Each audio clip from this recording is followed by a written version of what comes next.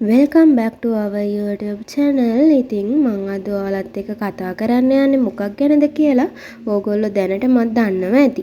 ඉතින් මම අද ඔයාලට කියලා දෙන්න යන්නේ ඔයාලා ගෙදර ඉන්න බව් යාළුවට, පූසි යාළුවට කටුව කන රෝගය හිමත් නැත්නම් මෙන්ජි ඉන්ෆෙක්ට් එකක් හැදුනොත් ඒකට ගෙදරදීම ඔයාලට අත්හදා බලන්න පුළුවන් බෙහෙත් වර්ග ටිකක් ගැන ඔයාලව දැනුවත් කරන්න.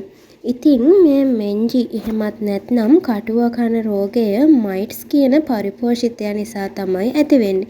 මේක හැදෙන්නේ කොහොම එහෙමත් නැතිනම් මේක බෝ වෙන්න හේතු ගණනාවක් තියෙනවා.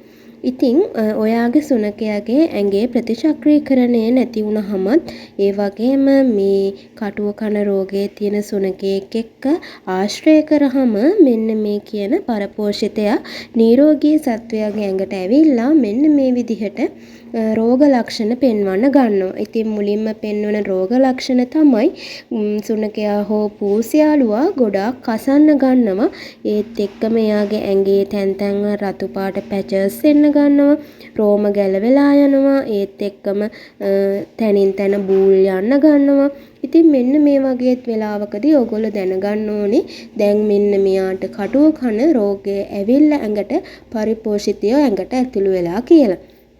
ඉතින් ඒ වගේ වෙලාවට මුලින්ම කම් පෙතිවල තමයි අපිට දැක ගන්න හම්බ වෙන්නේ බොහෝ වෙලාවට කටුව කන රෝගය ආවට පස්සේ.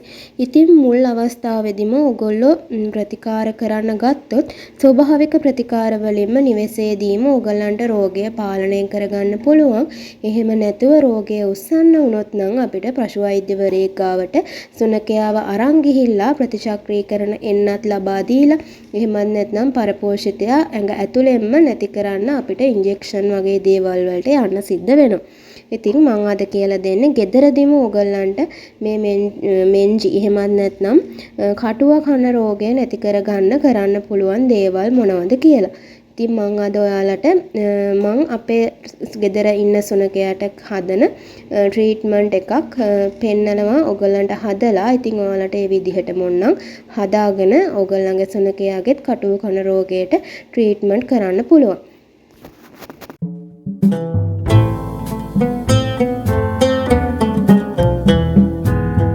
මුලින්ම අපිට මේ ට්‍රීට්මන්ට් එක හදාගන්න කොහොඹ කොළ අවශ්‍ය වෙනවා. ඉතින් ඔයගොල්ලන්ගේ ගෙදර තියෙන කොහොඹ ගහකින් කොහොඹ කොළ ටිකක් කඩා ගන්න. ඒත් එක්කම අපිට ඕන වෙනවා සුදු ලූණු, රතු ලූණු, ඒ වගේම දෙහි. ඉතින් මෙන්න මේ ටික අපි බ්ලෙන්ඩර් එකකට දාලා හොඳට චොප් කරගන්න ඕනේ.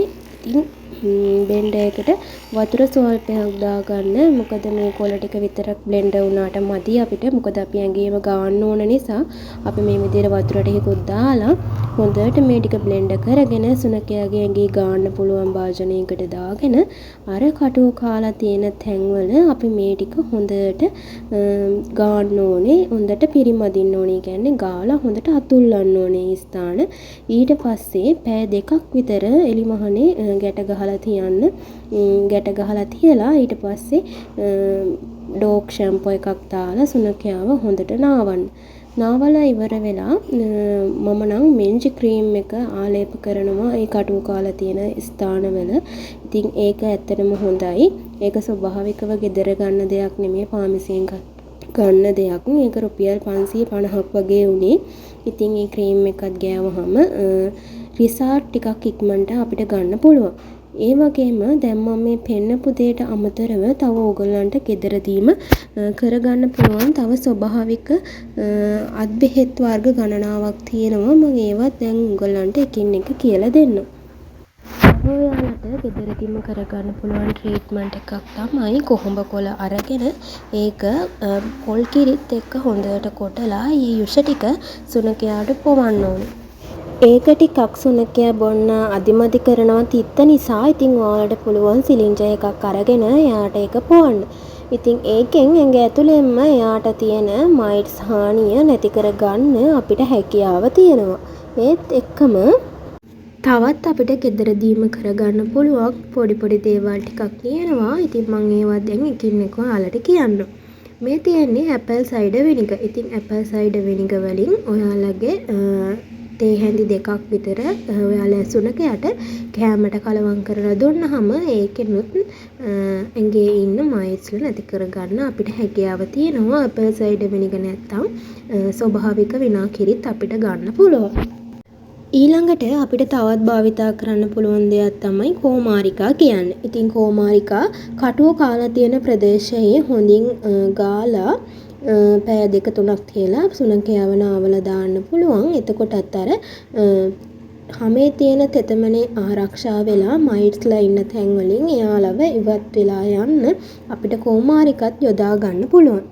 ඊට පස්සේ මීපැණි වල තියෙනවා තුවාල සුව කරන්න පුළුවන් ගුණයක්. ඉතින් ඒක හින්දා කීටයන්ට බිත්තර දාන්න සහ ඇඟේ ඉන්න කීටයෝ අයින් වෙලා තියෙන තුවාල හොඳ කරගන්න අපිට මීපැණිත් භාවිතා කරන්න පුළුවන්. ඒ වගේම තමයි ඔලිව් ඔයිල් වලිනුත් අපිට තුවාල හොඳ කරගන්න එහෙමත් නැතිනම් නැවත හැලී ගිය රෝම ලබා ගන්න ඔලිව් ඔයිල් භාවිතා කරන්න පුළුවන්. ඔලිව් ඔයිල් වගේම පිරිසිදු පොල් තෙල් උනත් සුනඛයාගේ ඇඟේ ගාලා තියලා හොදලා පිරිසිදු කරගන්න පුළුවන්. තව මීකිරි තේ හැන්දක් එහෙමත් නැත්නම් යෝගට් වලට වඩා මීකිරි තමයි ගොඩක් හොඳ. ඉතින් මීකිරිත් තුවාල තියෙන ස්ථානවල ගාලා තිබ්බහම අර අහිතකර සුත්‍රජීවීන් එහෙමත් නැත්නම් මයිට් ආවන් ඉවත් වෙලා යනවා යෝගට් වලට.